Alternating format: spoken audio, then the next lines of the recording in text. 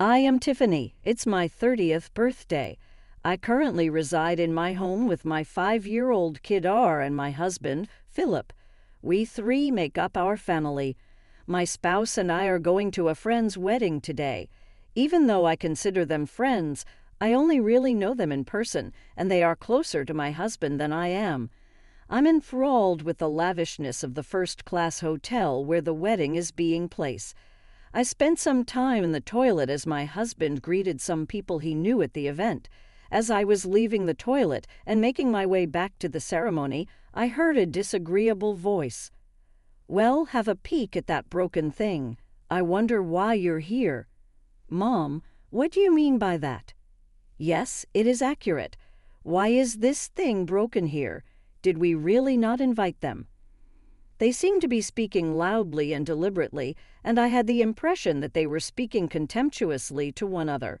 This was obviously disrespectful. It wasn't simply a rumor, but nobody spoke to me directly. I promptly departed the area as I didn't want to hang around with such obnoxious folks. "Wait, you ugly thing, you can hear me, can't you?" Someone called out to me from behind, but I chose to ignore it. "You're not calling me, you ugly thing." I was shocked to hear fast footsteps behind me as I moved firmly along the corridor. They knew they had no chance since I was ignoring them. Why would they act in a way that would make them look foolish? I was thinking about this when I felt a hand quickly seize my arm. They seemed to have chased after me. It hurt to feel like that strong hold was on my arm. "Now, hold on a second. I am informing you." With panting breath, I shrugged off the woman's arm and looked back at her. She stumbled back with a dramatic gasp, as if she hadn't anticipated such a response. Her weak actions seemed meaningless to me. "How are you doing, Julia? Why are you acting so aggressively? Indeed, ignorance is an issue." Another woman hurried over to help her and shoot me a cold stare.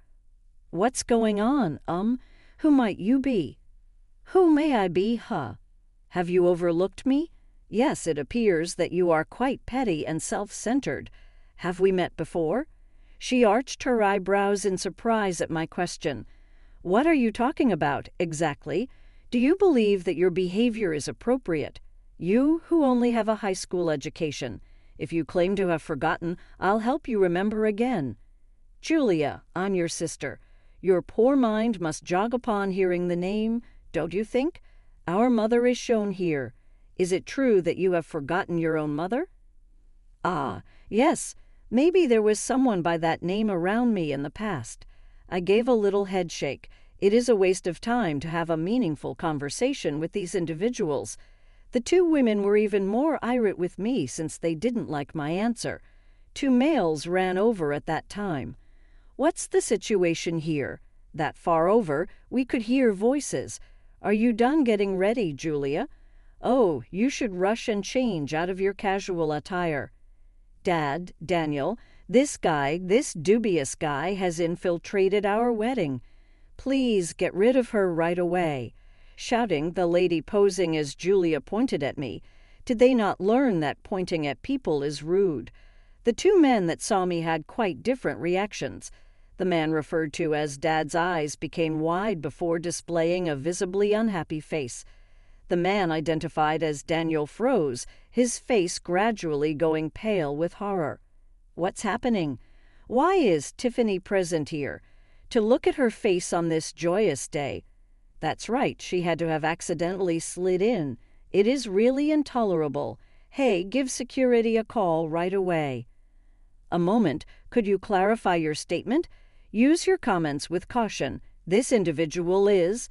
Daniel pallidly spoke out as the man he called Dad agreed with Julia. When I realized this, I mumbled under my breath, You really know nothing." Nobody around noticed what I had said. "There you were, Tiffany. I had been trying to find you. It was a fresh face. It was Philip, my husband." Philip was the center of attention, looking little taken aback. With a sardonic smile, I responded, "Sorry, I was on my way back, but got tangled up with some strange people," and turned to face Philip. With a quick glance about him, Philip said, "Ah, he seems to understand the problem right away." His understanding was quite astounding.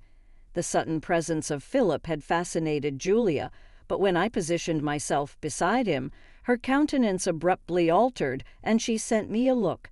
The two so-called parents continued to display bewildered looks and a lack of understanding of the issue.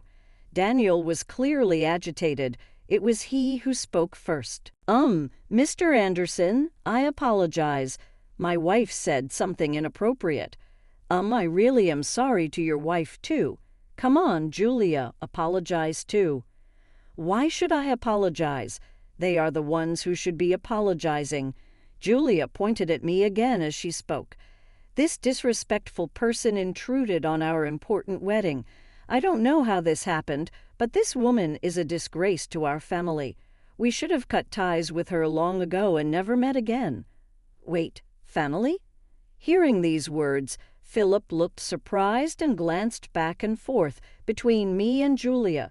Just then, the two called Dad and Mom intervened. Oh dear, Daniel, I'm truly sorry. We have a problematic eldest daughter. She's such an embarrassing subject that it's awkward even to mention her, and we've managed to hide this fact until now. In truth, we kicked her out of the house 9 years ago. How did she even find out about Julia's wedding? What does she intend to do by coming here uninvited? Surely she isn't planning to ruin the wedding, is she? Actually, Daniel, this girl is stupid. She only graduated high school and couldn't attend university. After graduating, she just loitered around doing part-time jobs, staying at home, and being a real nuisance. She was like a parasite. She should be grateful we provided for her through high school. Why did she sneak into the wedding? I had received such harsh treatment, yet I had long severed ties with this family and effortlessly brushed off all their insults. These people were, in fact, my family. At least that's what the family registry stated. However, my parents doted on my sister, who is 6 years younger than me, and had neglected me from the time I began to develop my own identity. My father's family had been producing doctors for generations, and our home was a clinic. My mother worked as a nurse in the family-run clinic. To an outsider, our family might have appeared to live without any want. However, the reality was a home filled with toxicity. I remember trying hard to earn my parents' love when I was young, but I gave up all expectations from my family because the reason for favoring my sister was incomprehensible to me. She was deemed attractive, and I was not. Fortunately, although it might sound odd to evaluate myself, I was intelligent and excelled academically. Therefore, I focused on my studies with the goal of leaving home early. During that time, I felt like I was acting the role of the defective elder sister in the family. Listen, I won't allow you to go to university. You are inherently a defect. There's no way you could get into university. Start working immediately after school graduation, become independent, and contribute financially to the house. It's thanks to us that someone as unattractive as you could grow up at all. You owe us a debt of gratitude. That's right, you never seem grateful. As for college expenses, we might consider it for Julia, but there's not a single cent available for you. You will spend your life serving us. Even if you do get a job, it won't be anything significant. This is what my parents told me during my senior year of high school. By the way, this conversation was recorded at the time and has been preserved to this day. During my high school years, I recorded almost all of the verbal abuse and irrational behavior from my family. My sister Julia, seeing the consistent behavior of our parents, also scorned me and always tried to assert her dominance. I will become a doctor and take over Dad's job in the future. I'll work hard enough for the both of us, since my big sister can't, she would say. Oh, that's so nice to hear. Yes, learn from her failures and do your best. Don't worry, Julia, you can do it. Yes, we will support you fully, unlike your sister. Julia, you are truly our pride. They would have these kinds of conversations blatantly in front of me. It was like something out of a play. After graduating high school, I worked various part-time jobs for about 3 years. I still lived at home, technically. They said I was a nuisance, but they wouldn't allow me to leave on my own terms because they wanted to use me as it suited them.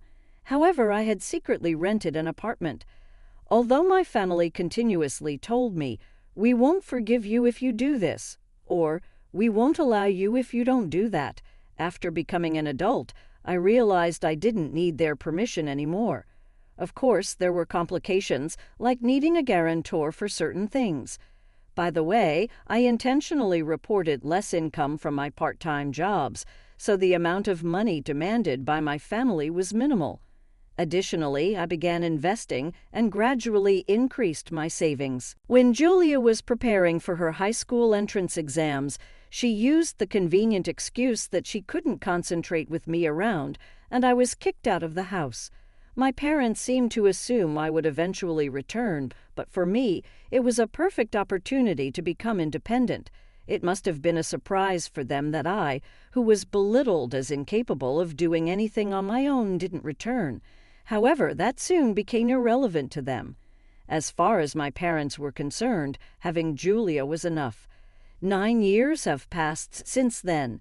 While lost in thought alone, I overheard an escalating argument between Julia and a man named Daniel. In fact, today was their wedding day, so they are now married. Though my sister's name might have been on the invitation, I took it as a mere coincidence and didn't give it much thought. My interest in this family had already faded. "Why are you taking her side? I've been saying all along that she's suspicious. Just her being here spoils the mood. Kick her out quickly," Julia demanded. "Look, I've told you several times. I invited these people to the wedding. You checked the invitations with me, right? They've already checked in. They're official guests. So apologize for what you said earlier," Daniel pleaded. It's worrying that such arguments are happening just before the wedding. At that moment, my father suddenly said with a surprised look, "Wait, isn't he the son of the head of Anderson General Hospital?" My mother also expressed surprise. Anderson General Hospital? The famous one? The son of the head doctor. My sister's husband, Julia, echoed their surprise. Amid these stares, Philip introduced himself. "Nice to meet you. I'm Philip Anderson. This is my wife, Tiffany," he said with a smile. Philip's parents are distinguished doctors who have managed a hospital for many years. Philip himself is being groomed as the talented heir and is passionately studying medicine. Hearing this, my parents' eyes widened in amazement. Suddenly, my sister's husband intervened. "It's unbelievable, but to think that the wife of Dr. Anderson is my wife's sister. Can such a coincidence even be possible?" "That means we are relatives now," he said, unable to hide his surprise. "Dr. Wells, I apologize for any trouble my son may have caused in the past," I continued, cutting off his remarks. "My sister's husband, Daniel Wells, is a doctor and works at a university hospital. I had just taken my son to him recently because he was feeling unwell, but that's the extent of our connection. Philip has had professional ties with doctors, and it seems that Wells respects Philip greatly. How's he feeling now? From what I diagnosed, he should start receiving treatment immediately, so I suggest you take him to get tested and hospitalized at my hospital," Daniel kindly offered. But I replied, "Actually, we've decided to see another doctor for a second opinion. It's important, you know." He couldn't hide his surprise at my response. It seemed that Daniel was attempting to treat my son as a special case, but I was uncomfortable with the idea of my child being seen as a profitable object. Therefore, I gently declined his offer with a smile. Suddenly, a mocking laugh echoed through the air. "Why are you behaving like that? Are you trying to compensate for being a high school graduate by marrying a doctor? Are you stupid? Marrying the heir of a large hospital doesn't elevate your own worth. Your education remains the same, and your thinking is too shallow. You really have a child? Poor kid having you for a mother," Julia criticized. "Hey, Julia, please stop. We're family. Why do you keep saying such things?" Daniel tried to mediate quickly. However, my sister glared at his words, seeming unshakable in her righteousness. Suddenly, Philip spoke to me. "Tiffany, are they really your family?" he asked doubtfully. No, these people can no longer be called family.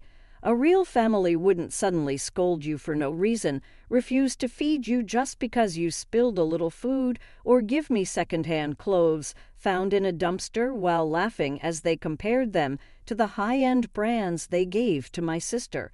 They wouldn't throw away my study materials, claiming, "You're too stupid to need them," or soak my textbooks with water to make them unusable. So no, they are not my family anymore. True, a real family wouldn't strip you naked in the winter cold for not lending a book to your sister or lock you in a hot shed in the summer. They wouldn't silently sell your belongings or tell you directly that you're expected to labor for a lifetime. People in our town have noticed the clinic's unfair treatment of the siblings suspecting abuse, and they don't want to take their children there. It's actually surprising that no one reported it when we were kids. Now, despite their business suffering, they failed to realize that they are the cause of it. This shows just how severe it is. During our calm exchange, when the cruel acts of my past were revealed, Daniel was shocked. My parents were equally stunned to find out I knew their clinic was struggling financially since I had left home. This information was unearthed by my in-laws, who deeply sympathized with the hardships I endured and felt even more outraged than I did. Philip also harbored similar feelings, and they had been investigating my parents' clinic, potentially to use it for revenge. "Stop it. Stop lying. We didn't do any of that. It's your fault for being a failure. Daniel, don't believe a word she says." My sister vehemently protested, but it was too late. He looked at her with disdain. I thought to myself that none of this would have happened if she had ignored me and walked away back then. "No, but actually it's you who are lying," Daniel retorted. "Me? Lying about what?" she responded in disbelief. "That Mrs. Anderson only graduated high school. She holds a college degree, is a successful entrepreneur, and the CEO of a company involved in hospital food, which has been instrumental for our clinic." "CEO?" My sister exclaimed in shock, staring at me as if seeing something unbelievable. My parents were equally astounded. "Stop lying. She's just a high school graduate. Are you saying she went to college behind our backs without us knowing?" My mother said accusingly. "Yes, I did go to college. I was already an adult, and I had no obligation to report to strangers who are not my family," I replied. "What are you saying? How can you speak to your parents like that? We didn't give you permission to go to college," my father shouted. "Why would I need your permission?" I calmly countered, and they could not hide their indignation. After high school, I worked various jobs and saved a considerable amount of money. I used part of these funds to pay for college tuition. There was still so much I wanted to learn and pursue. Living away from home, I enjoyed my freedom and was capable of anything. While in college, I started my own business. That's also when I met my current husband. Reflecting on this fills me with deep emotions. Meanwhile, my sister was mumbling something with a pale face. I can't believe it. I always thought she was the incapable and inept sister who couldn't do anything by herself, that she would die somewhere after being expelled. Despite all that, she graduated from college and is now a CEO and married to the heir of a major hospital. Why? I thought I would be the happy one. Why is she more successful than me? Why does she look happy? Why, indeed? Maybe it's because, despite being treated unfairly by our family, she never gave up and kept working hard. Maybe luck played a small role as well. After saying this, I looked back at my sister firmly and then revealed a shocking fact. "By the way, I heard you dropped out of middle school. Is that true?" This revelation completely shocked everyone around, including my former parents and Daniel. "What? What are you suddenly talking about? Who dropped out of middle school?" My sister countered, though I admired her bravery in doing so. "I heard from a distant relative who has always been kind to us that after I left home, you overestimated your capabilities, thinking you could easily get into any prestigious school without studying. You went into the exam unprepared and ended up writing almost nothing, resulting in the expected fail. After that, you became unruly at home and were in a reclusive state for a long time, right? You only returned to society recently when our parents introduced Daniel as a suitable marriage partner for you, I explained. As I spoke, Daniel's expression grew increasingly stern, while my parents and sister turned pale. The relative who provided this information is a distant cousin of my father, known for his skill in gathering information. Despite having met only a few times during my childhood, he looked after me and even acted as my guarantor. You? What baseless things are you saying? My sister protested, trembling, but I continued. Actually, the claim that you work in medical administration is also false, isn't it? In reality, you don't have the qualifications, and you're only handling menial tasks, not entrusted with any specialist duties. It's good that at least the minimum professional ethics are being maintained, I stated. Stop it. Your words are filled with lies. All of it is false, she cried out. Maybe so. What I heard was just a rumor, after all. Whether you believe it or not is up to you, I responded. At that, my sister suddenly turned to Daniel, studying his expression intently. On his face were doubt, confusion, and clear disdain. Julia, you previously told us that you graduated from a prestigious women's university, held qualifications, and were supporting your family's hospital. Are you saying all that was a lie? Falsifying academic credentials to deceive people is clearly fraudulent. Have you deceived me? Daniel asked pointedly. No, Daniel, don't just take her word for it. You're my husband. You should trust me, she pleaded. Then please name even one professor from the university you claim to have graduated from, he challenged her directly. Clearly flustered, my sister struggled to respond. That's not relevant right now, is it? Really not. Well, let's call a professor from the department you claim to have attended right now. This professor is also a family friend of our parents and has a very close relationship with our family, Daniel proposed, ready to unravel the truth once and for all. As he declared this, Daniel calmly picked up his smartphone. Please stop. That's not necessary, Daniel. If you trust me, that's enough. Oops. Suddenly, Julia snatched the smartphone from Daniel's hand and forcefully slammed it onto the floor. There's no need to check. Just believe me. Driven by anger, Julia slammed the phone to the floor and then mercilessly stomped on it multiple times with her high heels, completely destroying it. Her expression at that moment was distorted with rage, resembling the face of a monster.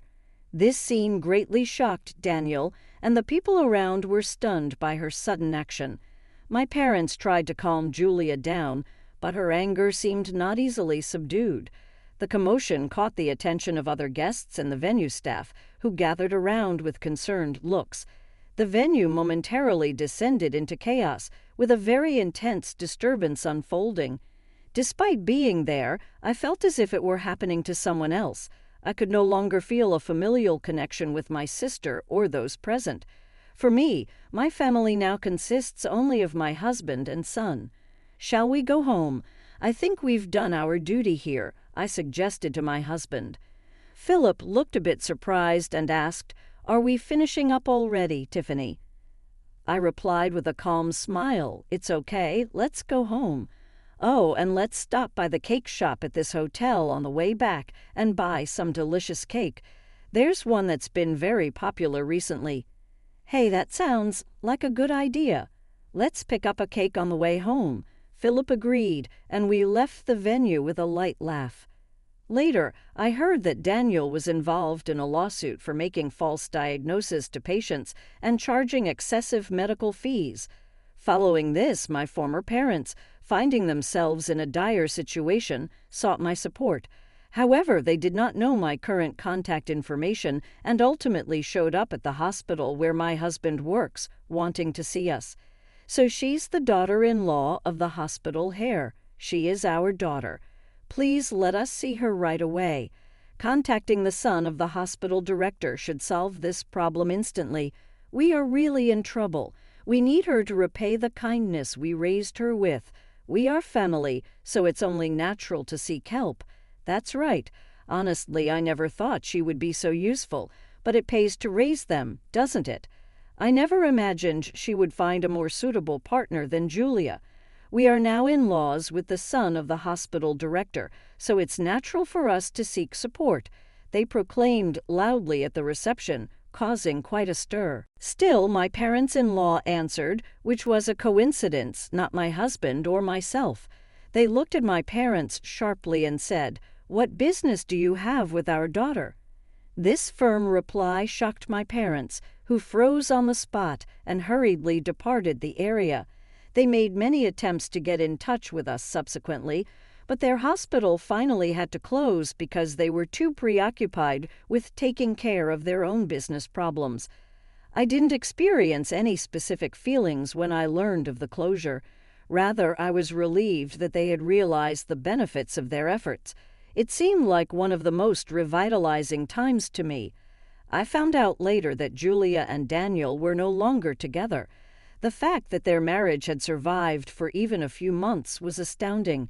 Their relationship was most likely destroyed by the litigation Daniel was involved in and the hospital's subsequent decision to fire him.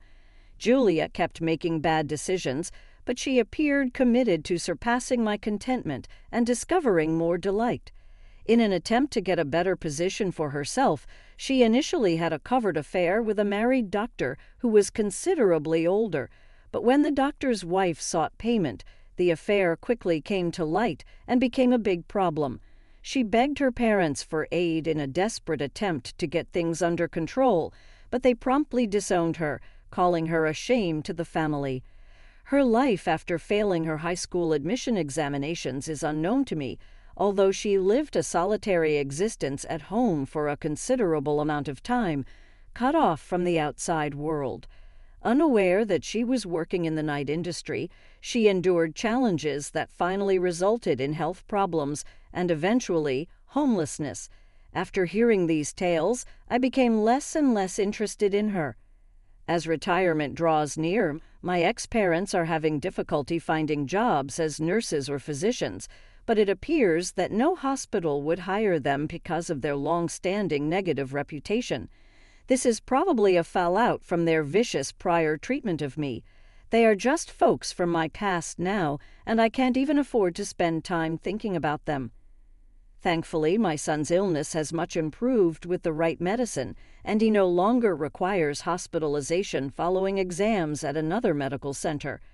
I'll keep doing all in my power to keep my family safe.